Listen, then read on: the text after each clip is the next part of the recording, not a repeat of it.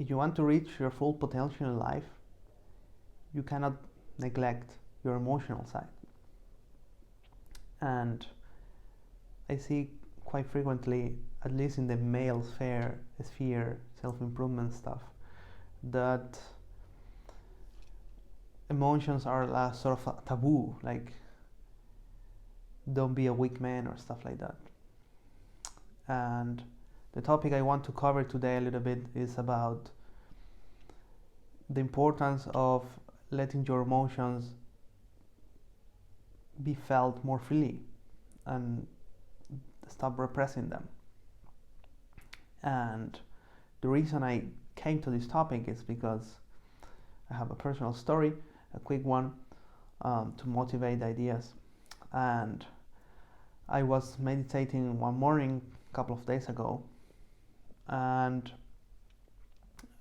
at some point I started to have some deep emotions because I start having some thoughts about someone, and I start to feel deep, profound emotions. And my natural, my natural instinct was to start crying, but I struggle with this because my first reaction to that is to repress it, because I've been repressing this for a long time. I mean, when I was a kid, I used to cry a lot, like most kids do, no? Um, but at some point, it's not well received that anymore somehow, especially if you're a guy. I don't know exactly when, but when I was 10 or 11, then yeah, if you cry, then it's not well seen anymore. And as a consequence, I start to repress it more and to stop doing it altogether. So now, more than 15 years later, when a situation arises that my first instinct is to because okay, it's a different question to ask why we cry, but essentially, in particular in this case, crying is more of a releasing mechanism, because when you get overwhelmed with emotions, very intense emotions, you have the natural inclination to start to cry, to somehow regulate your emotions. So it's a very natural way to do. And we usually associate crying with negative emotions like sadness, or sometimes anger, or when you lose a loved one, or when you have a fight, or when you, I don't know, fail in life. There are many situations which you may want to cry, right? And but also there are positive situations, like most parents say this when they see their child for the first time. Is like something, is an emotion so profound, so deep, that I mean, even for me, it's impossible to imagine how this would feel like, because I don't have kids. So, and but there are many examples. Probably you can also think about them. In my case, for example, when you fall in love, or in a sense, like your heart is more open. That's one way of describing it. It's like your heart is more open, so you see the life differently. Literally, you see life differently. Your range of emotion expands quite dramatically when you are in this moment, when you are falling in love, for example, and you are more sensitive to different situations. So, and the way I see it is that as we evolve, as we develop, for example, when we're a kid, we don't know how to control our emotions, so we cry quite frequently. When we feel pain, when we don't get what we want, for example, that's usually a lot of times silly stuff, but we do it anyways because we don't know any better, right? And as we start to mature, we develop some mechanisms to deal with them, and also because we develop this sense of um, be okay with feeling those emotions. And if you stop, I mean, if you repress the emotions, and in this case, I don't know if crying is an emotion. It's more like an activity in a sense, right? But it's related to the topic of emotions anyway. So if you repress either emotions or in this case the release mechanism or the control mechanism that's crying, then there will be imbalances. And the way to learn how to deal with that is not by just repressing them, right? It's like if you want, I don't know, if you are angry all the time or regularly, if I tell you don't be angry, I mean that won't help you anything at all, right? Or if you are jealous and you feel this intense feeling in your gut, and I tell you don't be jealous, I mean that's silly, right? And the same with crying. In this case, in contrast, feelings are way more is more difficult to control, but crying on the contrary can be repressed. And yeah, there may be situations where you want to repress it, like if you're on the street. Sometimes even, I don't know, I'm at the gym and I have a memory, and it's like I have this urge to do it, to cry, but I'm at the gym, I'm training, so I know I don't do it. But then I try to recreate the situation. I try to remember what was, and really try to let it go if it's possible. I mean, I don't force it. Of course, you don't have to force it.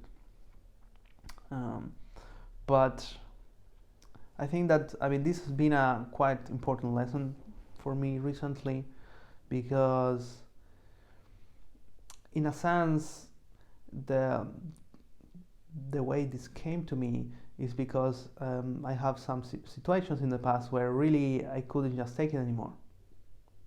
I was feeling so bad that I really couldn't control it anymore. I couldn't repress it anymore, and that's the problem when you repress, that you start repressing stuff, and then the stakes get higher, and you still repress, but at some point it collapses because you cannot do it forever.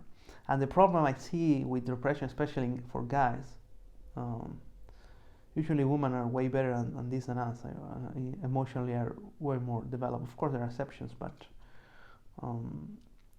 all this emotion stuff sadly is still seen as girl stuff, especially for guys. And I would say that also I used to think about that in that way, so if I'm honest.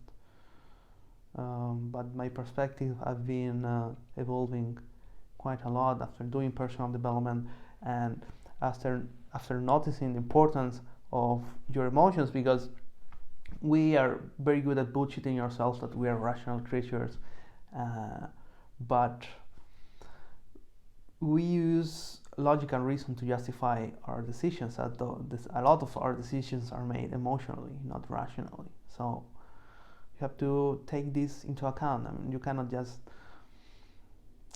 dismiss them as girl stuff, or as this is for weak men cry or stuff like that. That's nonsense. That's nonsense. And even, I mean, if you even, let's say that you are weak, because I've seen a lot. I mean, I'm not watching that much YouTube now because a lot of bullshit. But sometimes I scroll to see titles, and there are a lot of titles, especially in the red pill stuff, about be a strong man. And of course, I mean, nothing wrong with that. I do agree with that in a sense. But let's put a simple analogy in the case of, let's say that you don't have any muscle and you want to get muscle. What anyone will tell you is go to the gym and eat more and train hard and gain muscle. No one will tell you forget about it, put some clothes and just hide it. And that's exactly what the guys are doing with their emotions. They're telling weak men, yeah, let's just say, even if you are weak, I mean, let's just suppose whatever that means, that you cannot control your emotions, you are like hysterical, whatever. Let's suppose you are like that. First, there is nothing wrong with that. You are what you are, but then how will you fix that?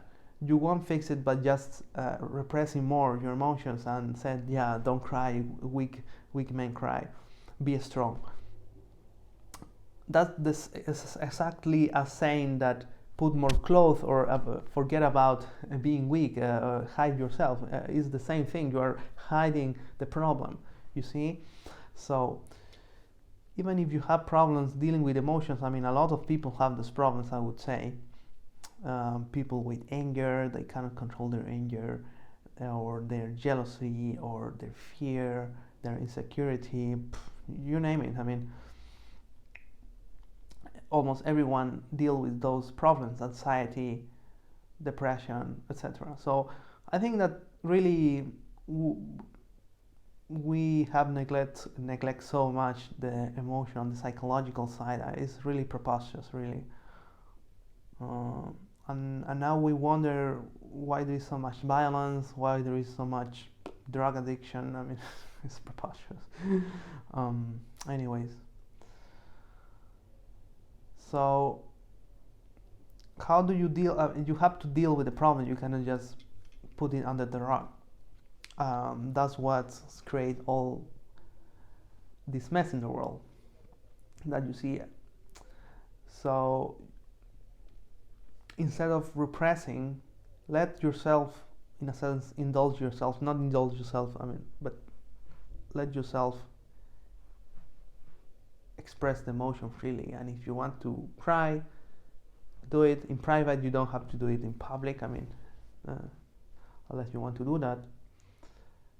But the same applies really to all emotions.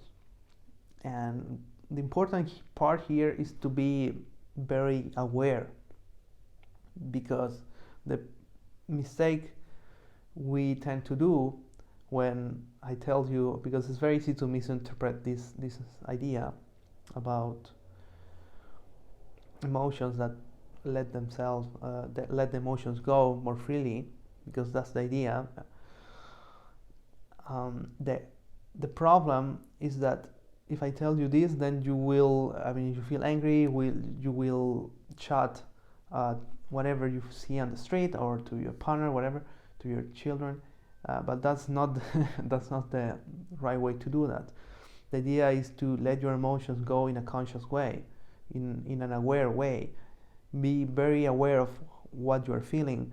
And even I mentioned this in one previous episode about I mentioned an exercise that you can do to really feel the emotion, because the problem is that by just shouting or making a mess, if you are angry, if you are angry, what you are going to do is to, in a sense, you are escaping the problem. You are either blaming others, or shaming yourself, or repressing the situation, or just distracting yourself.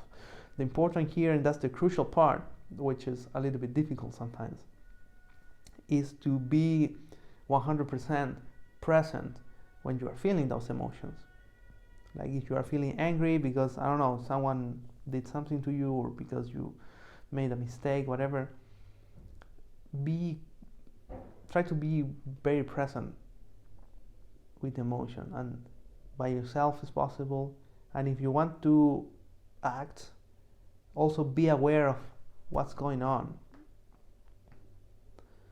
So that's something very practical that you can start to do. But the point is that, because as I mentioned, this starts as a story that I told you at the beginning, and the point I want to make is that in order to achieve emotional mastery, that I think is a very important pillar in personal development, if you want to reach your full potential in life, you need to master your psychology. You need to understand yourself. You need to understand your motivations, and your emotions are extremely important part in this process, because you can discover a lot of your motivations are come from your emotions, and your emotions are a very subconscious process most of the time. It may be triggered by someone, but you have to realize that different people react differently to different situations, right? So, for example, even myself, I used to be jealous sometimes, not that much really, but there were situations where I used to feel like jealous, and now the same situations don't make me jealous at all. So what's the difference? I mean, the act is because it's very easy to people that have these issues with jealousy, for example, that it's very easy to deal the other, right? Because of you are making me jealous, it's your fault, right? But different people react differently to the same situation, so it cannot be that the act itself made the person jealous, right? So that's very important to notice, and that is in your control eventually. Maybe not now because you cannot control it, but if you go deep and you try to understand the inner motivations behind this, what this is trying to tell me, what part of myself is being triggered, and what part of myself is being triggered and threatened, because all of these emotions, the fear, the anger, ultimately, and that's what you have to discover after doing enough personal development, good real personal development, not the bullshit that you see on the internet, is sorry, is you will discover that deep down your identity, what you think you are, is being threatened. You have an image of who you think you are, which is a construction, which is your sense of self, of identity, and deep down this sense of self is being threatened whenever you get triggered by your emotions. So that's the path you have to walk, which is, it's not easy because you have to really face your demons, but that's the only way to really grow in life. We want to find the magic tricks, the magic formulas. For example, I used to waste a lot of time when a couple of years ago, when I was also I've been on this business personal development for 10 years or so, and I used to struggle with confidence. I wasn't a very confident person. I used to doubt myself a lot, and I used to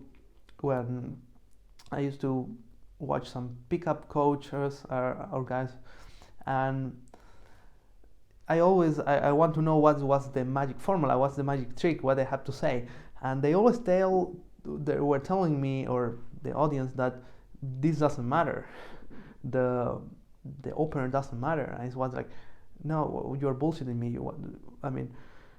How does cannot matter? You need to tell me what I should say, and that was my attitude back then, and now I laugh myself at that. But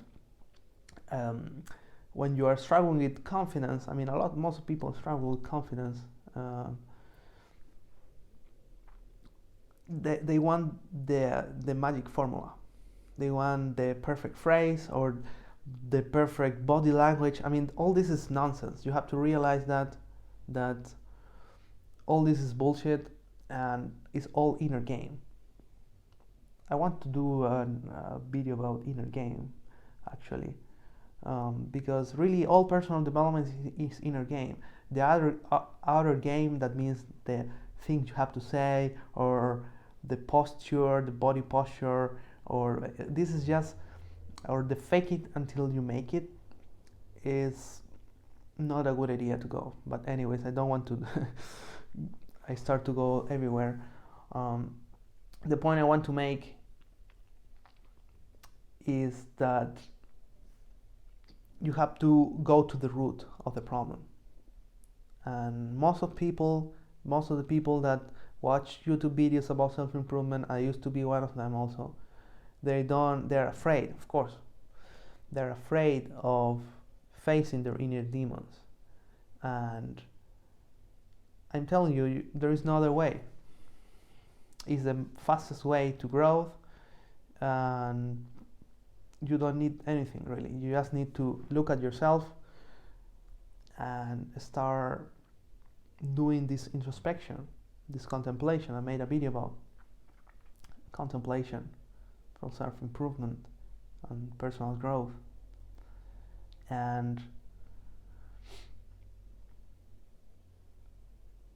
if you do this process, particularly we're talking about emotions, so if we do this process with your emotions, you are more conscious, more aware about what triggers you, but you also are okay with that. You understand that this is part of the process, that you don't blame yourself because of feeling that way, or you don't blame yourself if you want to cry. What will happen is that you will allow yourself to increase the range of emotions in your life, because especially for us guys, we are pretty primitive in the range of emotions we display. But anyways, not only guys, most of people are quite basic in that regard, sadly, because it's not our fault really. We have been taught that you shouldn't laugh in the street. I mean, even sometimes if you see people like laughing on the street, like you look at them, what's going on?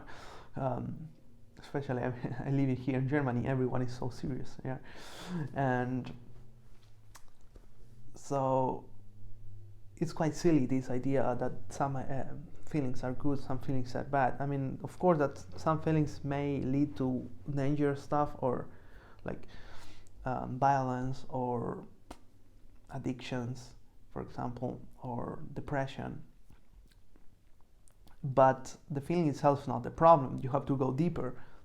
You have to understand the reasons why those feelings are in the first place, and by allow yourself to go with emotion, but in a conscious way, not in an unconscious way. What will happen is that you will start to understand yourself better, and also you may start to dissolve the emotions eventually, because yeah, I mean, of course, that is a little bit counterintuitive. Like, in order to, let's say you have a negative emotion like anger, and you want to, in a sense, get rid of this. In order to get rid of being angry, you have to go with the feeling of being angry, but really deeply, and feel it in your gut, in your deep self, and realize that it's not good for you, because I guess you don't want that. And you do this repeatedly until you don't get angry anymore. So emotions are a great way of knowing what's going on, to understand your motivations, and to understand what's being triggered. And crying is a very good way of releasing emotions when you are overwhelmed, and as you do more personal growth and you expand this sense of emotions, you will of course become more resilient. So that's the process, which is a little bit counterintuitive, but really is very important that I think all of us do it. I mean, especially from the guy point of view, the fact that we repress our emotions, what it does is that we end up expressing in different ways, because the emotions, it's not that they disappear by repressing them, right? So that's why you can see a lot of violence, or a lot of masturbation addiction, for example. I mean, is because it's because of that, because you are repressing your emotions. And there are for guys either aggressiveness or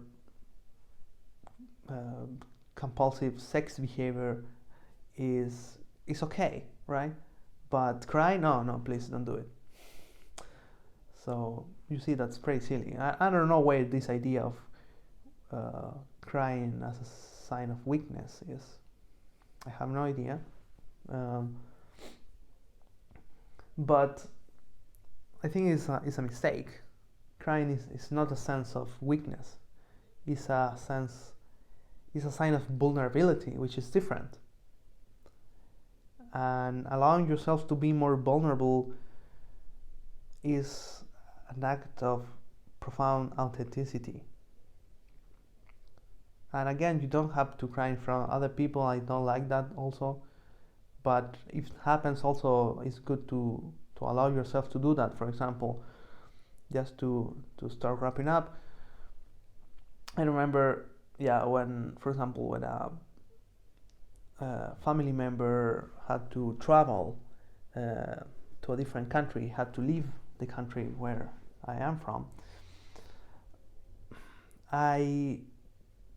since I had this repressive idea, I didn't allow myself to cry, because I mean, when you are saying goodbye to someone that you won't see in maybe a couple of years, you have this sense of you will miss the person, especially someone important to you. But I was so stubborn that I resisted with all my strength. And of course, now I see it's like, this is so silly. But that's part of the process. It's okay to be silly. That's the only way to learn. So be a fool, but hopefully you can take a lesson from that and don't fall repeatedly over the same mistakes. And I think that's all for today. So if you like the video, leave a like, subscribe. I want to start doing real self-development, because I'm quite fed up of the bullshit on the internet. I'm not interested in magic tricks. I'm not going to tell you what you should do. I mean, they have some more practical videos, and I think that's very practical. But I want to talk about what really matters if you want to develop in life. And it doesn't matter, again, knowing the perfect tricks or the 3 habits. I mean, I have a video about habits, you can check it out, but I think it's pretty powerful also.